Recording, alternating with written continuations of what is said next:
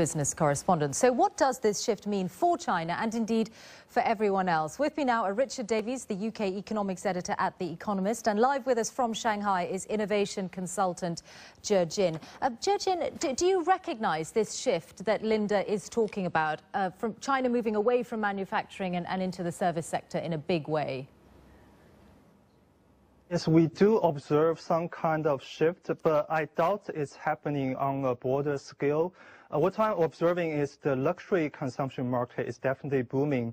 That has to do with the income distribution of China. Research shows that 80% of the wealth are now in the hands of less than 20% of the population. These are people who have the ability to consume, but the majority of the Chinese still don't have that much spending power. Also, I'm observing that people around me still don't want to spend that much. They inclined to save mainly because of the limited access to public service there. People feel they're still on their own during the rainy days, and they have to deal with the rising cost of education, Medicare, housing. So still, they're not very willing to save. We're still a long way from a consumption-led economy. So perhaps it's the beginning of a trend. Richard Davies, I wonder what you think. It's a trend, but Ge Jin thinks there's still a long way to go in this direction. I think we're in the very early stages, and we are at the start of a trend. There are a number of things to suggest that, that the trend will continue.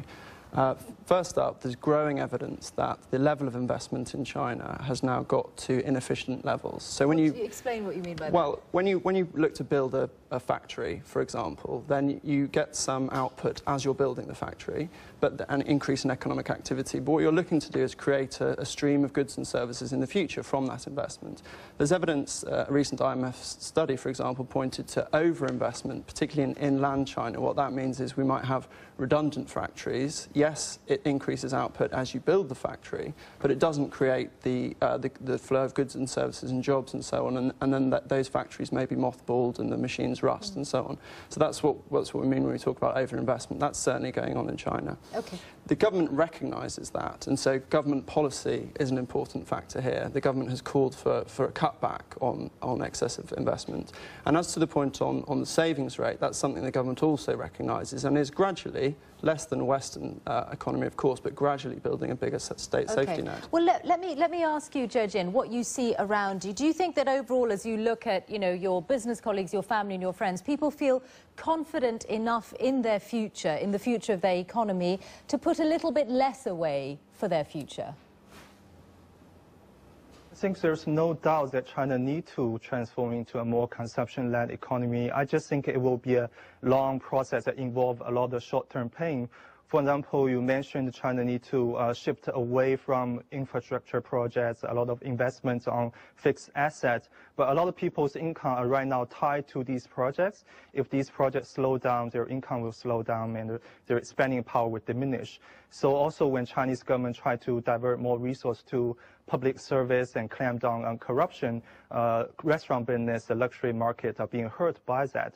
So I just think in this long process, we actually will see some short-term pains because of this shift of model. Yeah, well, let's broaden out the conversation and talk about what this transformation in China's economy, however long it takes, will mean for everyone else in the world. Because, Richard Davies, we think of China as being the place that makes things that are sold all over the world. Is that going to change now? Because actually China will be able to rely on just selling to its own people.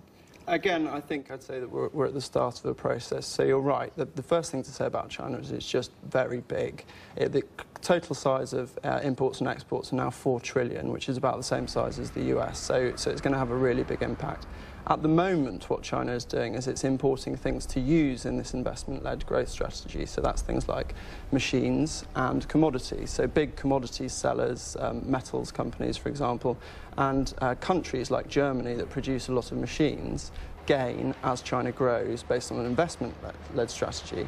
As it switches to consumption, yes, a lot of that will be... So it is worrying then for other economies in the world. I mean, what about an economy like Australia that provides so many minerals to China? It's a good question. As China shifts, yes, much of the demand will go to companies that produce domestically, but global supply chains are now really important. So, for example, to take Germany, for example, China is the 3rd most important destination for German exports. Some of those are things like BMW cars, consumption goods, essentially. But it's not just Germany that gains. Spain exports a lot to Germany, which then goes on to China. So this shift in China, which we think will make it stronger in the long run, is potentially good for everyone. Okay. Ge Jin, you know, you've talked about it being a painful process. I wonder what Chinese consumers, Chinese people think will really make a difference. I mean, as the government moves further towards what we think of as a welfare state, will that provide a safety net that helps people? Well, I think we hope that will happen, but we are still quite far away from that. At least judging from the current condition, there are only less than half people are covered with Medicare and healthcare. I want to just add there is also the issue of what goods are being produced. Right now, there are a lot of concern over food safety and environment. There is in a sense, although we are maker cultures, that we actually don't produce the good quality products that our own people can trust, and people can actually have to actually buy expensive imported goods, for example, the milk powders. So I think whether in producing the goods that people truly need and also making people feel safer to spend, we still have a long way to go. And so do you think then that there are new, given the food safety scares and things like that, there are whole new areas of industry that are going to spring up now in order for China to provide for its own people? Yes, I think this is actually a big opportunity. There are definitely a lot of unmet needs, and these are, consumptions that need no stimulation. I think there are a lot of opportunity in producing more safer, more green and sustainable products. And Richard Davies, what is the knock-on, if you like, the opposite knock-on to the rest of the world? Will we increasingly see other economies then actually produce finished goods that Chinese consumers will want to buy? I mean, we already know that there's a taste for the high-end luxury goods, the Western luxury goods. I mean, that's not yet within everyone's reach. No, absolutely. I think other economies that have lower wage structures, even than China, will continue to produce cheap goods. Bangladesh, for example. In terms of the luxury goods, yes, we all know about the Burberry handbags and the sort of fancy Land Rover cars. The Louis Vuitton and all of those. Exactly, but some consumer goods that you might sort of call more normal middle class, for example, British shoes made in Northamptonshire, Barbour jackets made up in Newcastle. Those are the kind of heritage brands that people think that Chinese consumers, as they become more affluent, will like to buy, and those companies are looking to break into China right now. Okay, well, thank you very much to both of you. Richard Davies here in the studio, and Ge Jin joining us.